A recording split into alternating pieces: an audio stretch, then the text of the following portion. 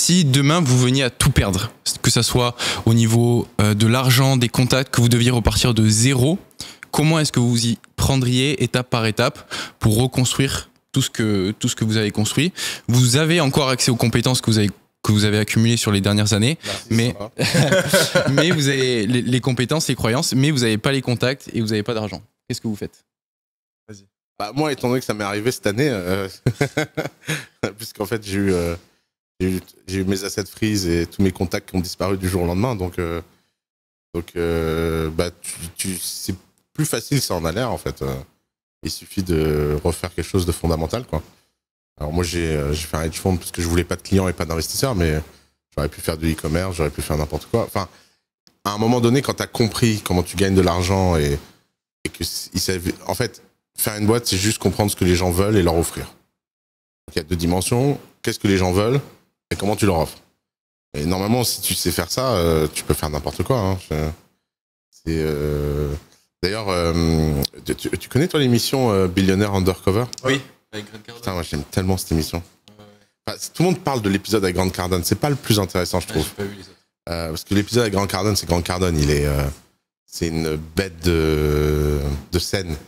Mais je trouve que les autres billionnaires qu'on connaît pas et qui sont des mecs plus lambda, c'est encore plus intéressant parce que eux, personne les connaît et tu vois qu'ils y arrivent. Ça me chaufferait trop qu'on fasse un billionnaire undercover. C'est une des idées que j'avais. Ouais. J'avais envie de faire un format un petit peu qui se rapproche plus de la télé, mais de le mettre sur YouTube. Parce que je pense que c'est un truc qui manque. Je pense que c'est un trou qu'il y a dans le marché où quand on analyse la télévision, en fait, ils ont des années et des années et des années d'expérience à tester ce qui marche, ce qui va faire de l'audimat, etc. Et en fait, il y a beaucoup de concepts de la télévision que je pense qu'on peut amener sur YouTube et qui fonctionneraient très très bien. Et tu le vois sur les grandes chaînes type Squeezie, MrBeast, etc. MrBeast, qu'est-ce qu'il a fait? Il a YouTubisé le qui veut gagner des millions. Et ça, c'est un truc qui résonne profondément dans la psychologie humaine. Il l'a amené sur YouTube. Donc, je pense qu'il y a plein d'opportunités comme ça où, typiquement, en reprenant ce genre d'émission, il y a moyen de faire de très, très belles vidéos sur YouTube. Mais pour répondre à ta question, j'en parle souvent, moi, sur ma chaîne YouTube, où justement, j'essaie d'aider les personnes qui se lancent en partant de zéro. Je pense qu'en fait, c'est pas complexe, mais c'est difficile. Il y a peu de choses à faire. Il y a quelques trucs basiques à faire. En fait, il faut de la persévérance là-dedans, il faut de la détermination, il faut apprendre de ses erreurs. Et la plupart des gens vont arrêter avant justement le point critique où tu arrives à faire décoller tes business. Mais au final, tu n'as pas besoin d'être un génie des maths, tu n'as pas besoin de comprendre quelque chose que personne n'a compris auparavant, tu n'as pas besoin d'avoir une idée révolutionnaire. Donc, comme tu l'as dit, il y a des concepts basiques et il faut juste s'y mettre, apprendre, appliquer. Et pour moi, tu as deux voies principales qui vont être les plus faciles pour commencer à générer de l'argent rapidement. C'est les moins ambitieuses, mais c'est celles avec lesquelles tu as le plus haut taux de chance de réussir. Et pour moi, tu as le côté service, tu as le côté produit.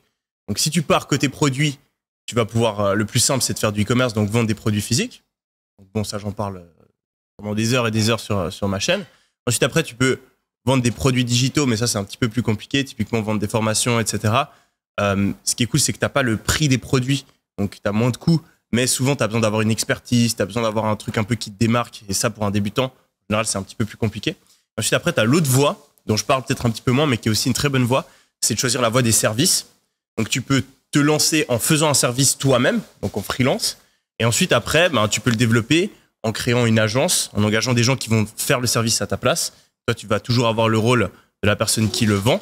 Et ça, c'est une autre voie aussi qui permet d'avoir des résultats assez rapidement. Donc ouais, je pense que typiquement, faire monteur vidéo, graphiste, faire des publicités, faire du copywriting, tout ce genre de choses, tu peux les commencer en tant que service provider, en tant que freelance, ensuite déléguer, faire une agence.